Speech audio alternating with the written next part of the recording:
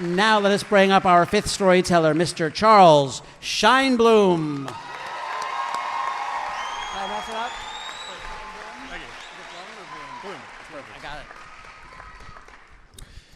It's October 2001 in New Jersey, and the place isn't so important to this story as much as the time.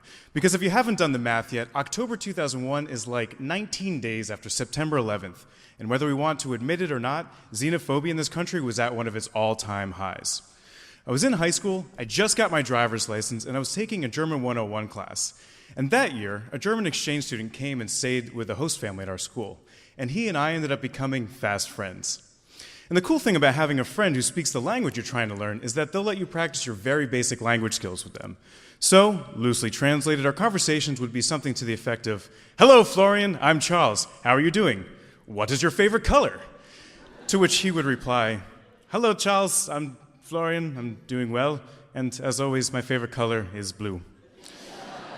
So one day, I go home and I tell my parents about Florian. I say, "Mom and Dad, I've got this great new friend. He comes from Dusseldorf. He lets me practice my language skills. My studies are doing super well because of it, but the best part about Florian is he's getting his pilot's license and he wants to take me flying."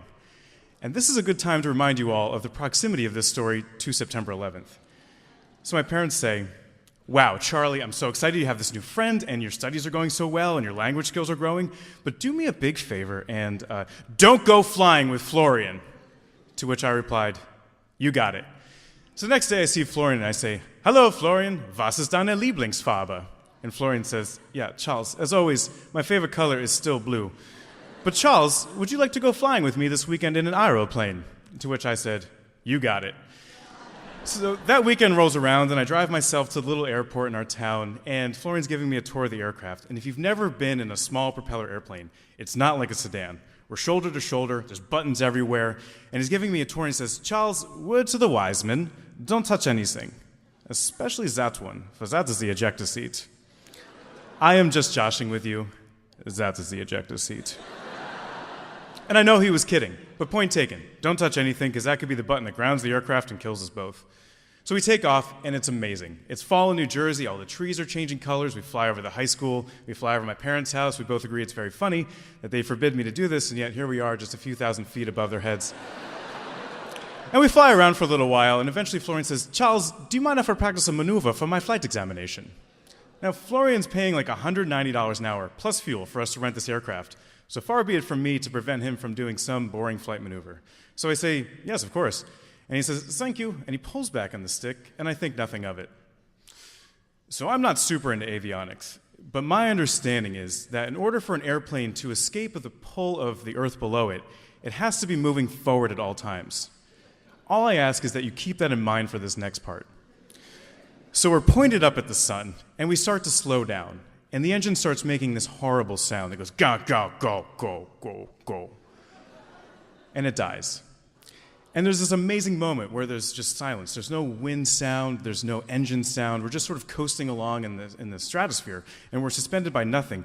And we're both feeling just pure weightlessness.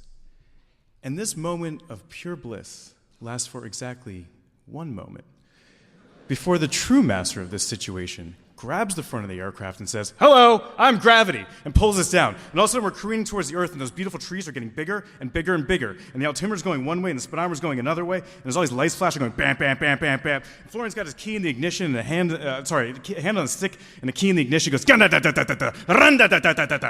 an arm on the armrest and a hand on the roof, and I'm not blinking, and I'm completely puckered shut, and I'm not talking about my lips.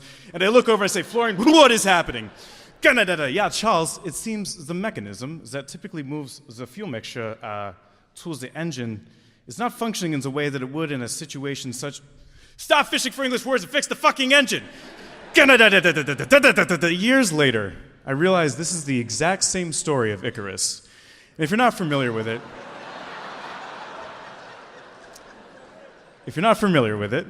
it's the story from Greek mythology where this father gives his son these wax wings and says, "Son, you can fly anywhere you want with these, but don't fly too close to the sun, for they will melt and you will die." And Icarus says, "You got it." And he immediately flies way too close to the sun, they melt, and he dies. Icarus was killed by his own hubris when he disobeyed his father and flew off into uncharted territory. And that's about to happen to me. But spoiler alert, I survive. The engine purrs back to life, and we level off. As it turns out, this is a totally normal procedure. In order to get your pilot's license, you have to prove that you can point the nose of the aircraft at the sun, kill the engine, go into free fall, turn the engine back on, and level off. In fact, you have to get more or less a perfect score on this because, reportedly, if you crash the airplane in the process, you won't get your pilot's license. So we land, and Florian says, yeah, Charles, that was an interesting one, but Charles, thank you so much for coming. I will see you on Monday. Perhaps my favorite color will be orange. So I'm driving home, and I'm at 10 and 2 on the wheel, and I'm still white-knuckled, I'm still not blinking, I'm still completely airtight. And I'm reflecting on this day that I just had because I was a good kid, and I couldn't believe that I disobeyed my parents one time, and then I had what I considered to be a near-death experience. And I vowed that now that this was done, that I would never disobey them again, and I would never lie to them again. And I'm driving home, and I get to my parents' house, and I put the car in park, and I get out, and I'm walking to the front door. And like clockwork, my father opens the front sliding door, takes a step out, and says, "Hey, kiddo, how was bowling?" Thank you.